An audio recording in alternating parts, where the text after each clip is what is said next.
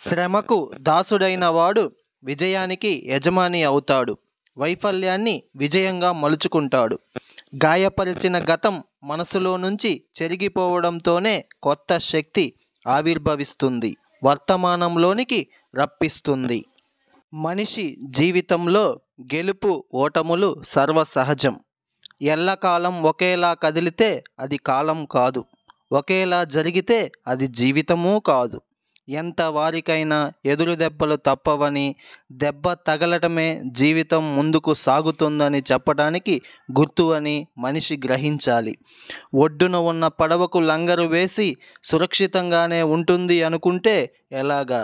నావ లక్ష్యం నదిలో ప్రయాణమే తప్ప ప్రమాదానికి జడిసి ఒడ్డున నిలిచిపోవటం కాదు కదా. కనుక పయనం సాగుతూనే ఉండాలి. మబ్బుకు మట్టికి కుదిరిన స్నేహమే విత్తనాన్ని చెట్టుగా మలుస్తుంది.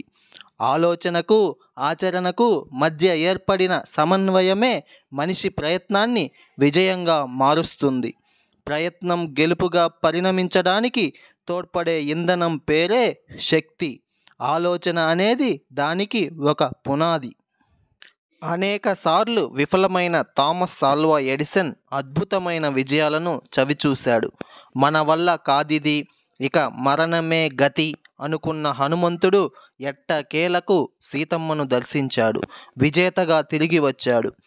ఆశావాహ దృక్పథమే విజేతకు పరాజితుడికి మధ్య తేడాను నిర్ణయిస్తుంది. నా జీవితం ఇంతే, నేను దురదృష్టవంతుణ్ణి, నా జాతకం అలాంటిది వంటి భావనలు మనసులో స్థిరపడుతున్నాయంటే మనిషి వెనక్కే తప్ప ముందుకి చూడటం లేదని అర్థం. ప్రయాణానికి సిద్ధంగా లేడని అర్థం. నిలువ నీటికి నాచు పట్టినట్లు నిరాశ ఆవరించిన మనసును అసంతృప్తి, అసహనం వంటి ప్రతికూల భావనలు చుట్టుముడతాయి. సాధారణంగా ఈరోజు అనుకున్న పనులన్నీ సవ్యంగా పూర్తవ్వాలి, ఏ రకమైన ఆటంకాలు, అపజయాలు ఎదురు కాకూడదు అనే ప్రార్థనతో రోజును ప్రారంభిస్తాం. అది మంచిదే.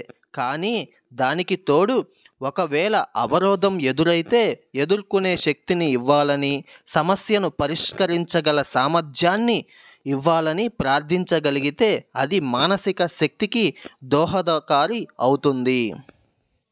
పరాజితుడి ప్రధాన సమస్య నిన్నటి ఓటమి కాదు, ఆ పరాభవాన్ని నేటికి, రేపటికి, ఎప్పటికీ ఆపాదిస్తూనే ఉండటం అసలు సమస్య. దాన్ని తన పుట్టుకకో జాతకానికో ముడిపెట్టి అపజయాన్ని సజీవంగానే కాపాడుకుంటూ నిత్య శక్తివంతుడిగా మిగిలిపోవడమే నిజమైన పరాజయం. ఎన్నిసార్లు ఓడిపోయినా తిరిగి ఇదే తొలిసారి అన్నట్లుగా తన ప్రయత్నాన్ని తాజాగా ఆరంభించేవాడు తప్పక విజేత అవుతాడు. ఆలోచన సవ్యంగా అనే మాటకు అదే అర్థం. సవ్యంగా ఉన్న ఆలోచనను శక్తికి తప్పక అనుసరిస్తుంది. మహర్షుల పలుకు. మనిషిని విజేతను చేసేది కూడా అదే. గాయపరిచిన గతం మనసులో నుంచి చెరిగిపోవడంతోనే కొత్త శక్తి ఆవిర్భవిస్తుంది, వర్తమానంలోకి రప్పిస్తుంది, భవిష్యత్తులోనికి నడిపిస్తుంది. లోకంలో విజేతలుగా పేరొందిన వారందరూ ఈ దశలను చవిచూసిన వారే, నిన్నటి నుంచి రేపటిలోకి చేరుకున్న వారే, వర్తమానాన్ని వారధిగా మార్చుకున్న వారే.